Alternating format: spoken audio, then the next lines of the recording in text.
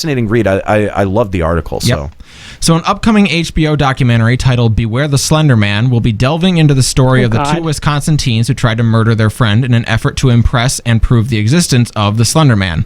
It will also cover the origins and widespread attention of the popular horror character, but the focus of the documentary is to answer the question of whether the teens should be tried as adults or children, and to examine the effects of what we see on the internet. The special airs January 23rd on HBO. This is so fucked up. This is so fucked up. Well, you know what's already done that was Law and Order SVU.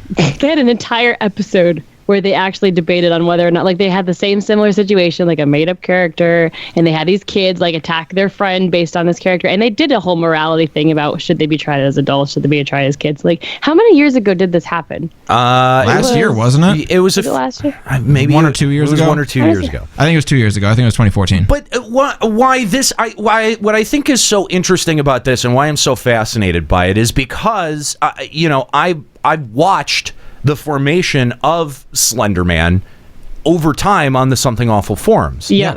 It started as a creepypasta. Yeah, and it was I remember it way back then. It was essentially a collective creepypasta that someone started, and it was like the story was so good that other people continued it, and it sort of became an internet urban legend. It became. I thought it started as like a photo contest almost. It did. Like It was like, who can edit these photos? Who can come up with the creepiest photo and then attach a story to it. Yep. Yeah. And I remember that way back in the day. So when Slender Man got this indie game, all of a sudden I was like, wait, isn't Slender Man like 10 years old? Who the hell? Like, why is all of a sudden we're talking about Slender Man? And people were like, oh, there's an indie game you didn't know. And I was like, I remember it as a creepypasta. Like, what? There's an indie game? What are you talking about? It's the internet equivalent to sitting around a campfire and telling ghost stories. Yeah, that's what it is. That essentially this creepypasta and how it got added to over time. Because my first exposure to it was not the creepypasta. It was actually through Marble Hornets. And I started watching Marble Hornets. Oh, yeah. And I told you guys about it, but I started watching Marble Hornets very, very, very early on, because it was like this I watched it back in college, sort of like student film project that was also an alternate reality game. And on Limit Break Radio, to announce Nika as joining a part of the cast, we did like a little mini alternate reality game. Yeah, I remember that. And some of those hints were based on stuff that they had done in Marble Hornets. Like it was heavily influenced by Marble Hornets. So before we did that, it made me do a lot of research on Slender Man on ARGs, because it was also influenced by the Halo I Love Bees website. Oh, okay. And so it was like 50% Marble Hornets, 50% I Love Bees. And I forgot about all that crap. I know, right? Oh. This is like a blast back to college. Well, and it was so much fun to make. Like Davy Jones and I had worked a lot on those puzzles and had a lot of fun designing that campaign.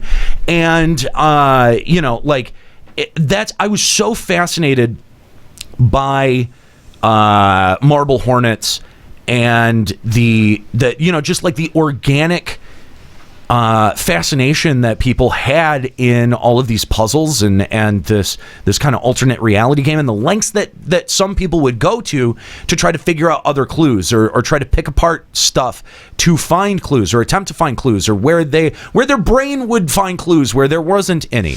And it is just mind-blowing to me that something that is so clearly fiction can be taken so at face value. But think about being 14 again. Yeah, no. Like I get it. I get it. Yeah. But as someone who creates content and who thinks about the impact of the things that we say and we put out there, I know that's highly ironic considering that it's coming from me. But someone who thinks about, the consequences of that stuff, to think that you could work on a YouTube project, right? Like just this fun, creepy, scary YouTube project with your friends, right? And like have that eventually end up translating to the stabbing of a young girl. Yeah, thankfully, just the attempted murder. She did survive of a young girl. Yeah, and I mean, like when you hear about it, it is really bone chilling. Because the I don't want to say deadpan, but just how like fully they How did serious. believe that this was real. The belief that it was real. Yeah. They this isn't a story that they made up to cover for it. Like, you can tell the way they speak. They full on believed they were going to prove the existence of Slender Man. And even if those girls had never seen Marble Hornets, right? You know, like, even if, as the creator of something like that, I would have a seriously hard time like squaring that circle. I would have a really, really hard time not continually blaming myself for that. You know what I mean? Like, and that's all the way up and down the spectrum. The people who made the Slender Man games. People like Markiplier, who kind of made their name reviewing games like that. Right. PewDiePie. Right. Everyone kind of has to look at that and feel like, did I contribute to this in some way? Yeah, but I mean, like, I've had conversations with the guys who made those games or made those YouTube videos. They're just dudes. Like, when I had my very brief interaction with them, I just kind of walked away going like, dude, they're literally doing the same thing that we're doing. They're a group of like 5 or 8 kids that have a lot of talent in, you know, editing and production, and they came together and just started spitballing something, and that's what it led to. And it's amazing, and it's really good. The thing is that it's really good. Yeah. Oh, God. Someone's going to try to kill someone over the ass box in 10 years, and it's going to be our fault. But someone, you know, 2 people take that incredibly seriously and at 100% face value, not being able to distinguish between reality and fantasy. And look at the damage that it does. I mean, that's incredible damage. Spooky. It really is. I think everyone, even if you don't know that much about the Slender Man phenomenon, you should spend time on, what was it, January? January 23rd. January 23rd. On HBO. And, put that on your calendar. Yeah, and I'm really looking forward to this documentary. Yeah, I definitely want to see it. I think that I've had trouble, reading the stories about this. It's been tough, yeah. I mean, really... Spooky is the word, I think. The graphic accounts of the actual stabbing is so chilling. So chilling.